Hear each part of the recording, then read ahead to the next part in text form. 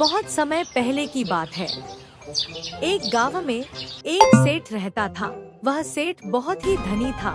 वह लोगों को उधार पैसे देता था। उसका व्यापार दूर दूर तक फैला था। वह सेठ बहुत ही चतुर था। वह लोगों से अपने उधार दिए हुए पैसे को निकलवा ही लेता था। अगर कोई व्यक्ति उसके दिए हुए समय पर पैसे वापस नहीं करता तो वह अपने आदमियों से उसका घर का सामान मंगवाता और उसे बहुत ज्यादा मार खिलवाता था। एक दिन सेठ के घर एक शहर का निवासी सुमित आया। वह सेठ के बारे में सारी जानकारी लेकर आया था। सुमित अपनी नानी के यहाँ आया था। उसने सेठ के बारे में सुना तो वह सेठ को मजा चखाने आया था। सेठ ने उससे कहा, क्या हुआ तुम्हें? कौन हो तुम? यहाँ कैसे चले आ रहे हो? सुमित ने कहा, सेठ जी मेरी मदद करिए। मैं शहर से गांव अपने दोस्तों के साथ घूमने आया था तो मैं उनसे बिछड़ गया और गांव के बाहर मुझे लोगों ने लूट लिया। जब मैं गांव में लोगों से अपने घर जाने के लिए पैसा मांगने आया तो उन्होंने मुझे आपके पास भेज दिया। ठीक है, मैं तुम्हें पैसे दे दूंगा, पर ये पैसे तुम मुझे कब और कैसे दोगे? आप मेरा पता ले लीजिए, मैं थोड़े दिनों में आपके पैसे लाकर आपको दे दूंगा।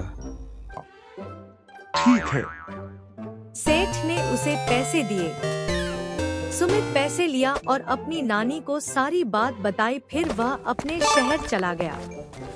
एक हफ्ते बाद सुमित पैसा लौटाने नहीं आया। तब सेठ बेचैन हो गया। उसने सुमित द्वारा दिए गए पते पर लोगों को भेजा तो वह गलत निकला। सेठ परेशान हो गया। वह अपने मन में सोचने लगा, मेरे मेहनत के पैसे वो ले गया। और ऐसा सोच सोच कर वो बीमार हो गया।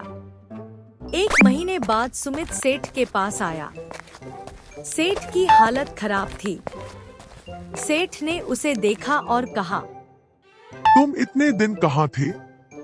मेरे पैसे दो, मैंने तुम्हारे कारण कहाँ नहीं घुमा। कितने पैसे तुम्हारे कारण खत्म हो गए। तुम्हारी वजह से मैं बीमार हो गया। सुमित ने कहा, अब तुम्हें पता चला कि अपनी चीजें जाने पर कैसा लगता है। मैं तुम्हारे पैसे लेकर 1 महीने के लिए चला गया तो तुम्हें कैसा लगा अब पता चला। तुमने गरीबों का ना जाने कितना सामान लिया है और अपनी चतुराई से कितना ज्यादा पैसा लिया है। यह सुन सेठ शर्मिंदा महसूस किया। वह उसके बातों को सुना और सोचा। फिर वह सुधर गया। सेठ ने उसका धन्यवाद किया। सुमित ने उसके पैसे वापस कर दिए। सेठ ने भी गरीबों के सामान और जो ज्यादा पैसे उसने अपनी चतुराई से लिए थे सब वापस कर दिया। वह अब गांव वालों के साथ खुशी से रहने लगा।